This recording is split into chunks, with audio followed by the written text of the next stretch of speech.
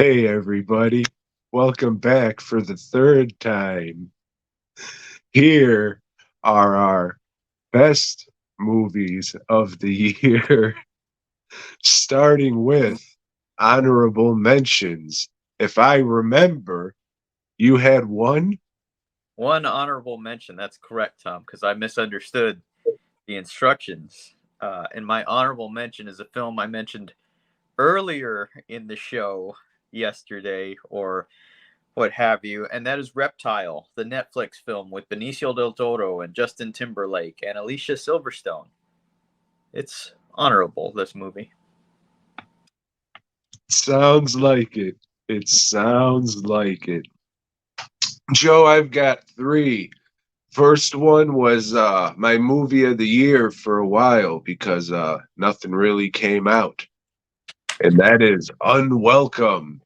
It's a story about a family inheriting a farmhouse, and there happens to be little evil leprechaun goblin creatures who live in a magical forest in their backyard.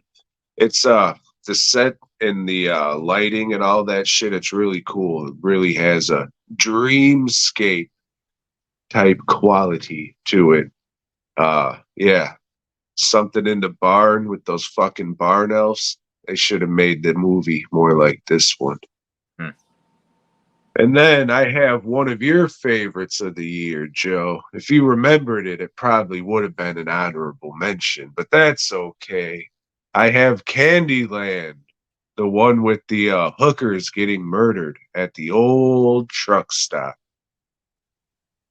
Charge it to the game, baby. And then I have hey, Joe, you like hot dogs? Sure you do, because it's the A24 classic, Dick's the Musical.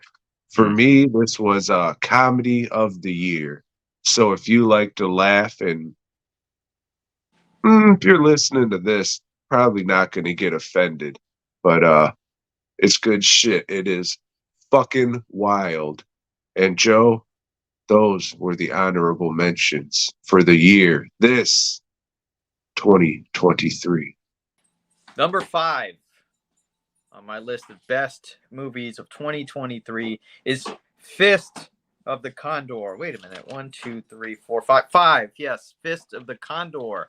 This is the martial arts flick I talked about a couple of weeks ago. Fucking badass, but it ends, just ends. Doesn't conclude the story. I don't know what's going on. It would have ranked much, much higher if it had a conclusion. But there's so much into it that I dig that it ranks number 5. Sequels coming. I don't know. Joe, for number five, I have the hit Disney motion picture, Guardians of the Galaxy, Volume 3, the last one. Wink! Mm. It was pretty good. I don't really care too much for the MCU movies nowadays, but this one was pretty good. It had heart, Joe. Well, hopefully they'll get a few more Christmas specials for you, Tom. I didn't watch that shit. At number 4, I have the surprise hit for me, Barbie. Yeah, I didn't expect to like this one as much as I did, but we already talked about that hours ago early in the show. I dug it for all those reasons. It's number 4 on my list. My number four is another movie that we talked about earlier in the show or wherever this will be heard. Joe, you loved it. I loved it. That's why it's my number four. And it's Sisu, a man just, trying to keep what he worked his whole life to earn. Mm. Mhm. At number And then 3, he speaks at the end. Oh, God bless it. never saw that coming. That's for sure. Uh, at number 3, I have my new holiday favorite. It's going to be on my regular rotation of holiday movies, and it's Merry Little Batman for all the reasons that I talked about hours earlier in the show. The first part 1. I think it was part one. Man, I can't speak because I was up all night drinking, but I don't remember that being on your list at all. But when I went and counted the 13 cans of beer in like 3 hours, oh, that reminded me probably why. Yeah. Mm. Anyways, Joe, number three. This is where it got off track last time, you see. Mhm. So we're going to keep it on the tracks here. And it's No Budget Heroes, the legend of Chris Seaver and Low Budget Pictures. A great documentary about independent movie making and just creating shit with your friends. And this dude fucking he was shooting fucking movies in a weekend before that became the only way to make money for an independent fucking dude doing this shit. But yeah, if you like movies, the art of making movies, even though there's a good chance the movies he make probably aren't for you. Joe doesn't like them. I dig most of them, but if you like the art of filmmaking and the human spirit, give it a shot. I think it's on the old Tubi now. At number 2, Tom, I have the Filipino Pan's Labyrinth, In My Mother's Skin. Very impressed with what they did with this film. Not a pleasant film, but neither is Pan's Labyrinth. So, give it a shot. Watch it, man. Quit just fucking watching American shit. You know, there's a whole world out there. You fucks.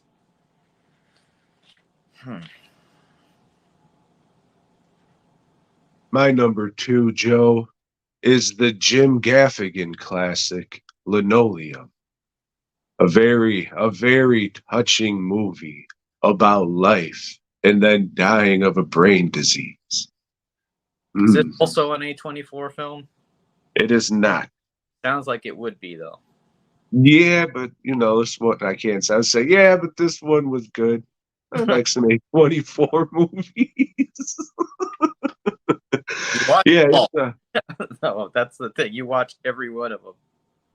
this one though, Linoleum, is definitely worth a watch. I haven't seen many people talking about it at all, but it's just a good movie with good storytelling and shit. So give it a shot if you come across it. Sign of the times, this was only released on DVD. Like it was on streaming and shit, but no Blu-ray release or just here's your standard DVD. But after I watched it, I instantly bought it. Let me look at this. Yeah, all these movies, the ones no, I can't say that because I'm waiting on Guardians of the Galaxy 3 to be like $10. Then I'll buy it. But yeah, not all these are on disc yet, so I can't say I bought them all. But See Soon, Linoleum, I got, and there's that. And Unwelcome, I picked that one up, and Candyland's coming out next year on Blu-ray. At the bottom of my list for some reason. Maybe I planned to watch it. I don't know. It's kind of hazy. But my number one on my list, which is not scratched out, so the show really derailed by the time we got to number one. But it is the horror Shudder film When Evil Lurks. Is it from Chile, Argentina? I don't know, but goddamn, was it good. Yeah, most effective horror movie to me this past year. And the other movie that this dude made, Terrified, that was badass too. I dig it. I'll watch it again at some point. There's not a lot of horror movies that I've been able to say that about for quite a while. But yeah, number one with a bullet, baby. I got to go a little over that way more. God damn this mirrored image.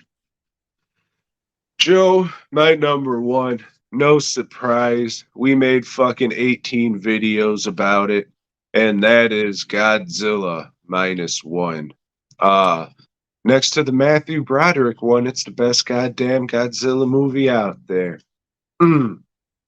Yeah, this was good shit. If you like monster movies, this is, you know, pretty good way of what a monster movie should be. This is kind of what I was hoping Cloverfield would be more of. That's a good Is it it could have been a good movie. That was a good marketing campaign. I'll give them that. But yeah, if it focused a little more like the aftermath and these attacks and shit instead of their convoluted bullshit, now we're gonna go into space and okay. But yeah, Godzilla minus one, good shit. I think they're releasing it next month or next week. It's almost January tomorrow in black and white.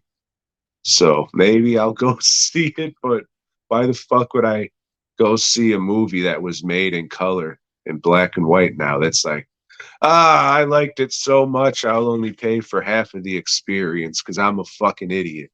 Yeah, that's how I feel about the Mad Max Fury Road. You know, they released a chrome version, they called it, and it's in black and white. And I'm okay. You know, as much as I like the movie, I don't need to see it in black and white. It's probably on the disc, right? Like special feature, watch this fucking goofy version. No, I think they released a separate disc for that. Oh, still, if you want, it's there. Yeah. And I can just always turn the color off on my TV if I wanted to do that shit. You know. Godzilla minus one definitely has the best score of the year. If we were doing top scores, that music in that movie is fucking incredible. So I give it that. Well, while we're here, first let me say DWNProductions.net, masks, bus props, custom work, fastcustomshirts.com, all kinds of shirts, not just horror exploitation and custom work. That's just what would fit and look okay. So head over there, check all that shit out, and see you in the new year for new movies.